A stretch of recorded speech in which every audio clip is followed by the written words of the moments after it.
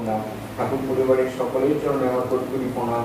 এখানে উপস্থিত ভক্তিমতী মায়েদেরকে এবং কৃষ্ণপ্রাণ দাদাদেরকে আমার প্রণাম এবং আনন্দিত জয়গুরু। আজ এই পবিত্র দিনে আমি প্রত্যেককে সর্বাঙ্গীন মঙ্গল প্রার্থনা দিয়ে আমার ইষ্ট প্রসঙ্গ শুরু করার চেষ্টা করছি।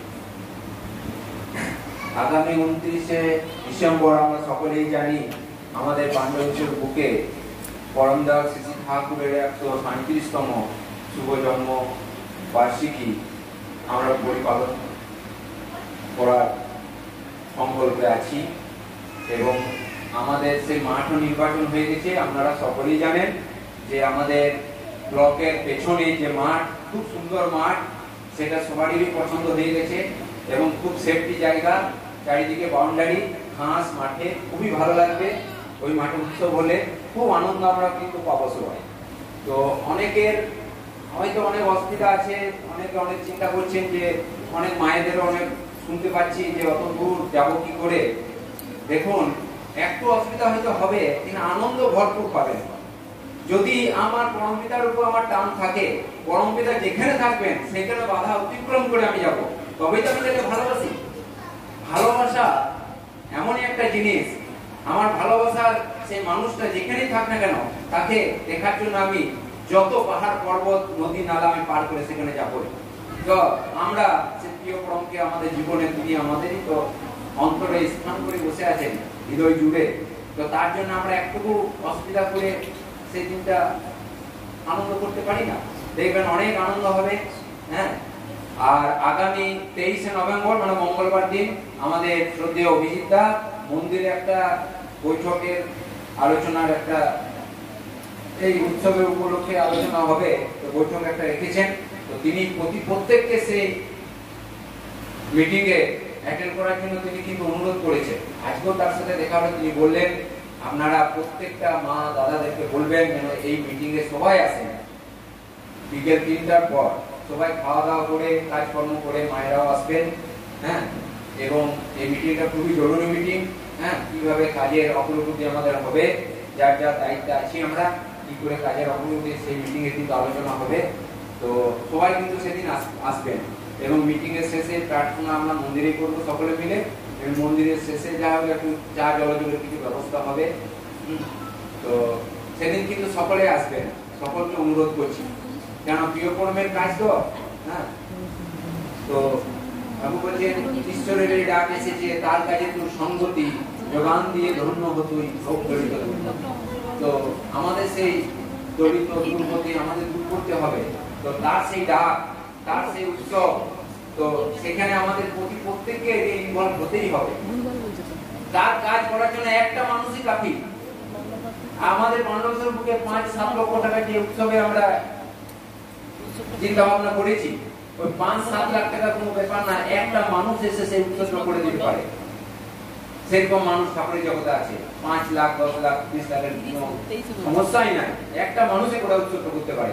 কিন্তু সেখানে আমরা যদি প্রত্যেককে যদি আমাদের জীবন নিংড়ানো সেই অপ্রত্যাশিত অর্থ দিয়ে আমরা যদি তার সেবায় কাজে লাগাতে পারি, তাহলে আমাদের জীবনগুলো প্রত্যেককে ধন্য হয়ে যাবে।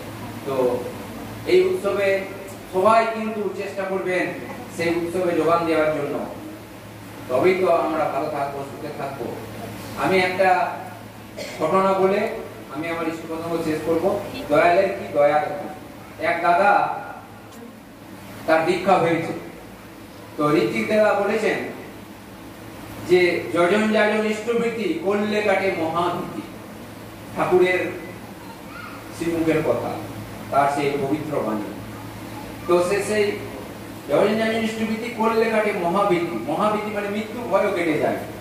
তো সে দাদা দীক্ষা নিয়েছেন।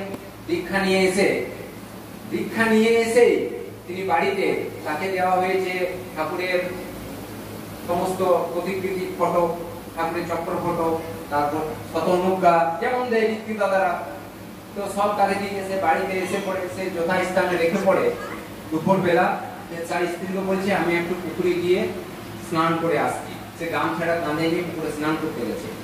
স্নান করতে গিয়ে পুকুর পাড়ে তার সেই বানানো খাটের মধ্যে হয়তো স্লিপ করে সে পড়ে গিয়ে ডান পায়ে ওই গোড়ালির ওখানটা তার ভেঙে যায়, সে আর উঠতে পারে না, কোন রকম ঘুরিয়ে ঘুরিয়ে উপরে উঠে আসে, তারপর বাড়ির লোক গিয়ে তাকে তুলে নিয়ে আসে, সে চলাফেরা করতে পারে না।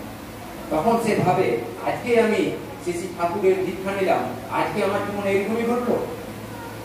সে মাথার মধ্যে তার ঘুরতে থাকে। ঋত্বিক দাদা বললেন যজন যাজন ইষ্টভীতি করলে কাটে মহাভীতি। তো আমি তার সঙ্গে আজকেই যুক্ত হলাম, আজকে আমার জীবনে এই ঘটনা ঘটলো, সব বেকার, এসব কথার কোনো দাম নেই, উনি মিথ্যা কথা বলেছেন। তখন সেই দাদা রেগে বেগে সে ঋত্বিক দাদাকে ফোন করেন। ঋত্বিক দাদা ফোন বলেন দাদা আমি অমুক বলছি, আপনি আমাকে দীক্ষা দিলেন শ্রী শ্রী ঠাকুর অনুকূল চন্দ্রের, আর বললেন যজন যাজন ইষ্টভীতি করলে কাটে মহাভীতি। তো মহাভীতি তো দূরের কথা, আমার দীক্ষা নিয়েই তো আমার বিপদ ঘটে গেল। বিপদ কাটলো কোথায়, কি হয়েছে না এই হয়েছে, আমার পা ভেঙে গেছে পুকুরে স্নান করতে গিয়ে হঠাৎ।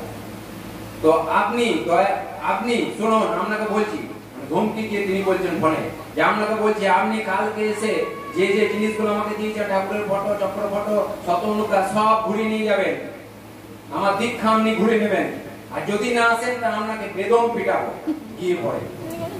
এরকম কথা বলেছে দাদা ঋত্বিক দাদাকে। তো ঋত্বিক দাদা ভয়ে জড়সড় হয়ে যান। হ্যাঁ, যাই হোক, এর পরের ঘটনা, সেই দাদার তাকে ডাক্তারখানায় নিয়ে যাওয়া হয়। ডাক্তার তাকে প্লাস্টার করতে পাঠায় এবং তাকে বলে আপনি রেস্টে থাকবেন। তো সে বাড়িতে আসে এবং তাকে তার এই ঘটনা ঘটার জন্য তার আত্মীয় স্বজনরা সাধারণত যেমন আসে, সবাই বাড়িতে আসা যাওয়া করতে থাকে।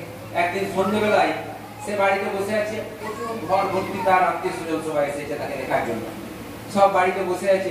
এমন সময় তার প্রস্তাব পেয়েছে, সে বাড়ি থেকে যাবে কি করে, এত বাড়ি সবাই বাড়ি থেকে এসে, যাই হোক কোন রকম ঘুরিয়ে ঘুরিয়ে সে বাইরে বাড়ির সদর দরজার বাইরে গিয়ে রাস্তা ধরে সে প্রস্তাব করতে যায়।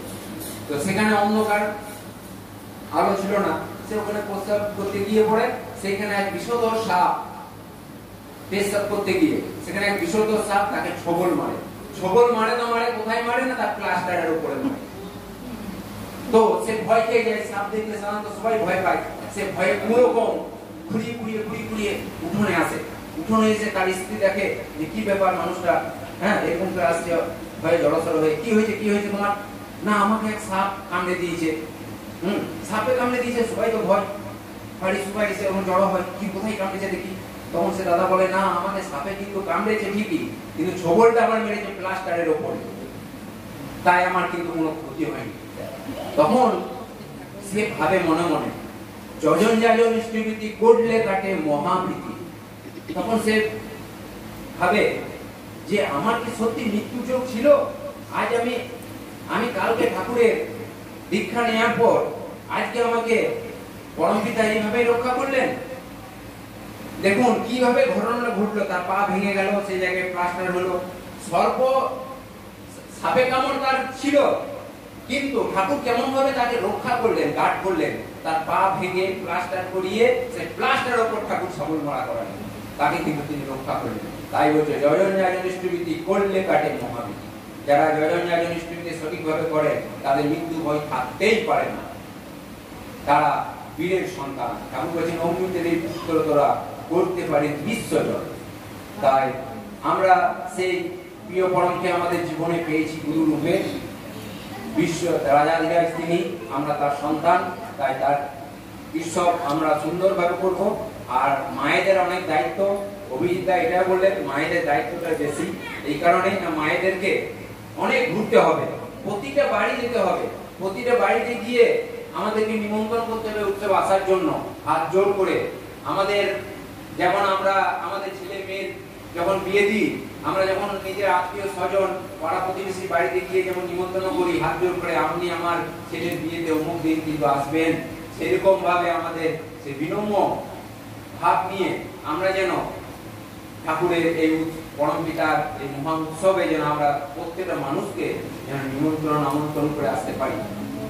এবং মায়েদের পাণ্ডবস্থলী প্রত্যেকটা বাড়িতে যেতে হবে। আমাদের ওইদিকে মুনুদি আছে, মুনুদি একটা কয়েকজন মাকে নিয়ে ওই ধারটা মুনুদি কভার করবে, আর আমাদের এখানে যেসব মায়েরা আছেন তারা সব বাড়ি গিয়ে নামপাড়া, যেসব পাড়া আমাদের কলেজ পাড়া, প্রত্যেকটা বাড়ি নিয়ে গিয়ে আমাদের বাজার পাড়া সব বাড়িতে গিয়ে গিয়ে আমরা যেন এই জিনিসটা মায়েরা আপনারা কিন্তু করবেন। এটাই হচ্ছে আসল পরম পিতার কাজ। প্রত্যেকটা মানুষ চায়, আচার্য যদি বলছেন মানুষের কাছে অর্থ চাওয়ার কোনো দরকার নেই, মানুষ চায়। ঠাকুর মানুষ চেয়েছেন, ঠাকুর বলছেন মানুষ আপন টাকা পর যত পারিস মানুষ ধর। তাই তিনি মানুষ ধরার সে কায়দা আমাদেরকে তিনি শিখিয়েছেন। মানুষ এলেই কোনো উৎসবে কোনো ত্রুটি হবে না, উৎসব আমাদের হবে সুন্দরভাবে হবে। এবং উৎসবে আমরা তো এত বড় উৎসব করিনি, আমাদের সেই 2 লাখ 2.5 লাখের মধ্যে আমরা সে মধ্যে ছিলাম, এখন সেইটা ডবল হয়েছে। আমাদের একটু টেনশন হচ্ছে ঠিকই, কিন্তু প্রিয় পরম পিতার দয়ায় আচার্যদেব আশীর্বাদে আমরা অনুমান করছি আমাদের উৎসব হয়েও যেন উদ্বৃত্ত হয় আর হবেও। আচার্যদেবের যদি আমরা আচার্যদেবকে নিয়ে যদি আমরা ঠিকঠাকভাবে যদি চলতে পারি, তার নীতি নির্দেশ মেনে যদি আমরা চলতে পারি, আমাদের সেই কাজ আমাদের সফল হবেই হবে। সবাই ভালো থাকুক, সুস্থ থাকুক।